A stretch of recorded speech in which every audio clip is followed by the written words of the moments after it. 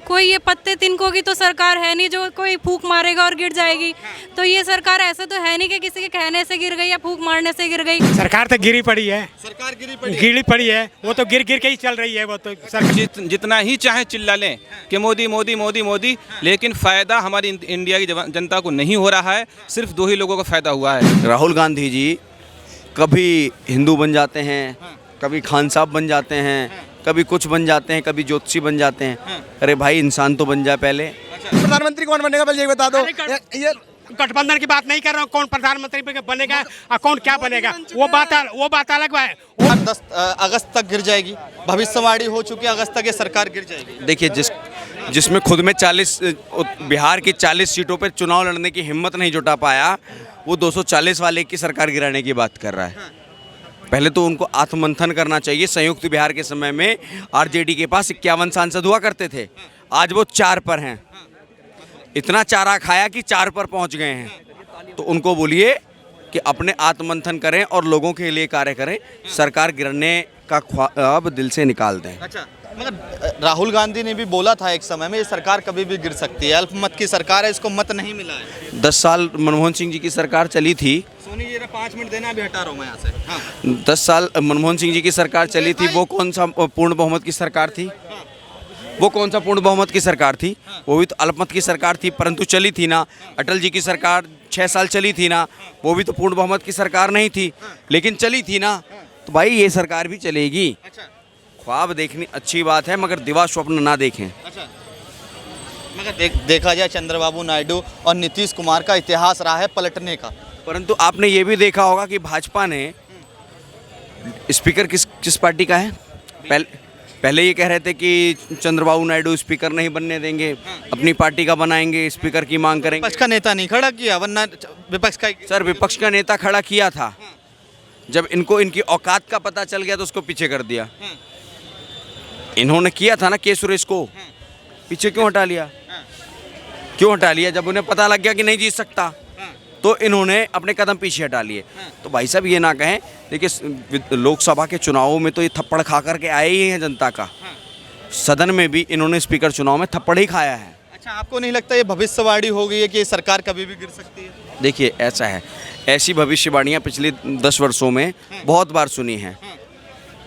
राहुल गांधी जी कभी हिंदू बन जाते हैं, कभी खान साहब बन जाते हैं, कभी कुछ बन जाते हैं, कभी ज्योतिषी बन जाते हैं। अरे भाई इंसान तो बन जाए पहले। अच्छा, क्या राहुल गांधी इंसान नहीं है? नहीं है तो इंसान ही, लेकिन मंदमुंदी बालक है।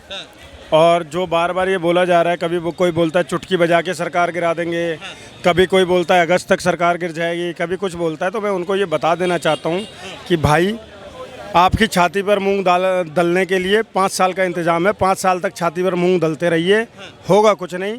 यही सरकार रहेगी और अच्छे से चलेगी, और देश की विकास की गाड़ी अभी भी 5 साल नहीं रुकने वाली है। और मैं एक और आगे भविष्यवाणी मैं कर देता हूँ, ये काम ब्राह्मणों का होता है, सबका नहीं होता है। मैं ब्राह्मण हूँ, मैं ये भविष्यवाणी कर देता हूँ 2029 में भी एनडीए और बीजेपी की ही सरकार बनेगी।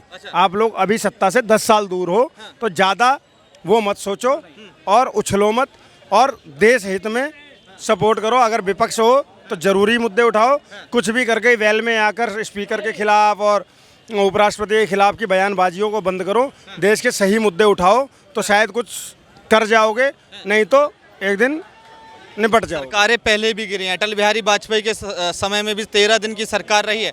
देखा जाए तो बीजेपी सरकार सबसे कम दिन रही है, 13 दिन। वो समय भी देखा होगा, तो उन्होंने ये कह दिया, कुछ गलत नहीं कहा है। सर वो समय तो ऐसा था कि 1 महीने में मेरे ख्याल से 6 से 7 प्रधानमंत्रियों ने शपथ ली थी।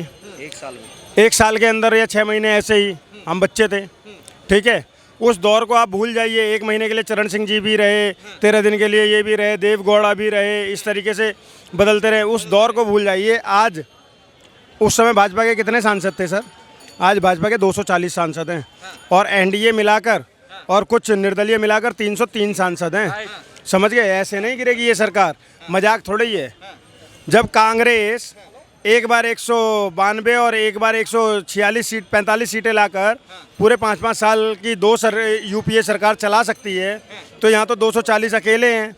क्या बात कर रहे हैं आप? अच्छा, तो क्या लग रहा है कि जो उन्होंने भविष्यवाणी करी कुछ तो देख के बोला होगा, कुछ तो समझ के बोला होगा? नहीं, वो कुछ सोच कर नहीं बोलते हैं। ये वही लोग हैं जो कहते हैं धरती कांपती है, वो बयान देंगे तो धरती कांपेगी, वो चुटकी बजाएंगे तो सरकार गिर जाएगी, वो ये करेंगे तो तूफान आ जाएगा। वो सोच कर नहीं बोलते हैं, पत्ता भी नहीं हिलता उनके बोलने से, होता कुछ नहीं है। राहुल गांधी ने एक समय में बोला था कि एनडीए के कुछ नेता उनके संपर्क में हैं।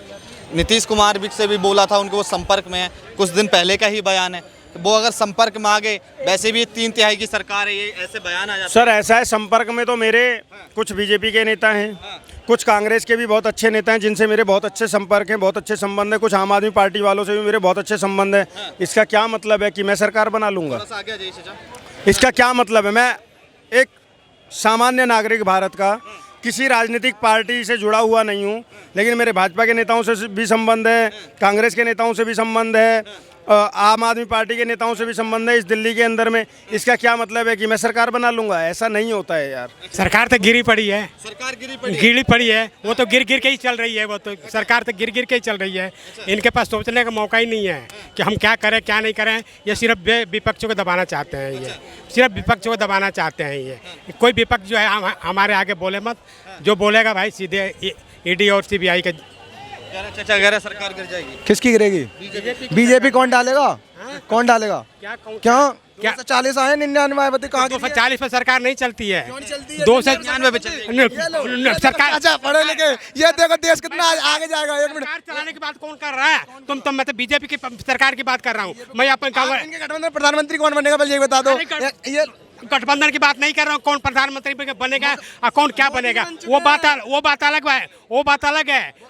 अभी बात हो रही है बीजेपी की, अभी बीजेपी की सरकार की बात हो रही है। ये कह रहे हैं कि 5 साल सरकार चलेगी, कितने ये 240 पे अटके पड़े हैं ना। अब क्या नाम है, चलाने के लिए अपना सरकार चलाने के लिए कितनी सीटें चाहिए बताओ? आप बताओ। नहीं बताओ ना तुम। आपसे तो ज़्यादा ही है, आपसे तो ज़्यादा ही सरकार चलेगी। मैं किसकी बात कर, मैं कौन से बात कर रहा हूँ, मैं कौन सी पार्टी की बात कर रहा हूँ?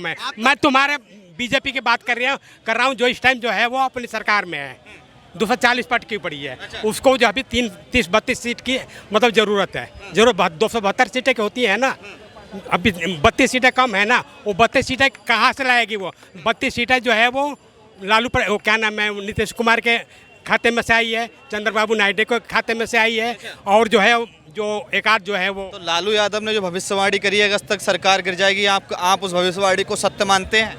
अरे सत्य तो वो तो आप तो नीतीश कुमार को तो पलटू राम को उसका जो है वो धब्बा लग चुका है, धब्बा लग चुका है। ये धब्बा लग चुका है। वो कब पलट जाए, कब क्या कर दे, उसका कोई गारंटी नहीं। मैं आपका मोहम्मद नासिर। नासिर भाई, क्या लग रहा है कि ये बीजेपी की सरकार गिर जाएगी क्या, जो लालू यादव ने बोला है? इंडिया की जो जनता है वो समझ चुकी है, इंडिया की जनता जो है वो समझ चुकी है, जो मैनिफेस्टो में बीजेपी ने वादे करे थे वो सब खोखले वादे हैं। कोई खोखले वादे हैं, कोई वादे में सच्चाई नहीं है। अगर कोई भी बिल लाती है तो ऐसा बिल लाती है जिसमें हिंदू मुस्लिम की बू आती है, हाँ, सिर्फ इसके अलावा कुछ नहीं आती है। हाँ, आपको ऐसा लगता है कि बीजेपी जो भी बिल लेके आती है उसमें हिंदू मुस्लिम की बदबू या बू आती है? ऐसा कुछ भी नहीं है। इतने टाइम से मैं देखती आ रही हूँ, 4 से 5 साल से मैं जॉब कर रही हूँ, मुझे कोई कभी दिक्कत नहीं आई। और अगर काम बोलता है इंसान का, और इंसान को अगर खुद में हिम्मत होती है ना, खुद इंसान अगर कुछ कर सकता है तो वो किसी को ब्लेम नहीं करता।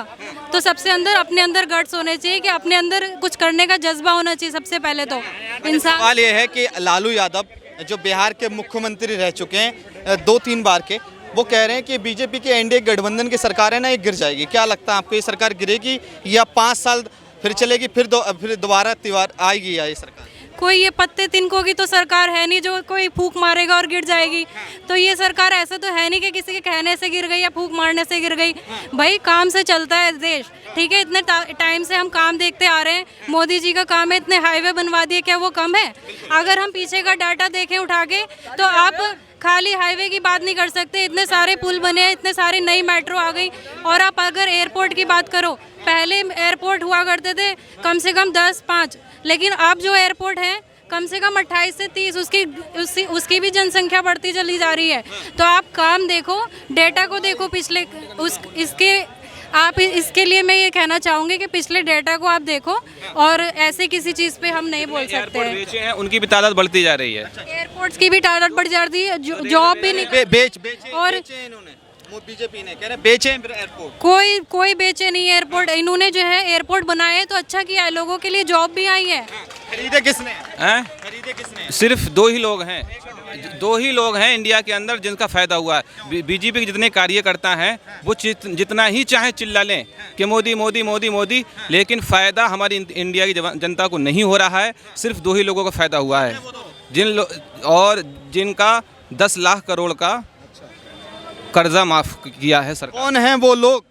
सिर्फ दो, हम दो, हमारे दो बस। नाम तो होगा, अडानी और अंबानी बस। अडानी और अंबानी, इन्हीं का ही भला। हाँ। कितने लोगों के काम उनके घर से वो चल रहे हैं, राशन पानी है, कितना टैक्स देता है वो पता है? मतलब क्या जियो की चला रहे हैं ना, उसी जियो का डेटा महंगा हो गया है।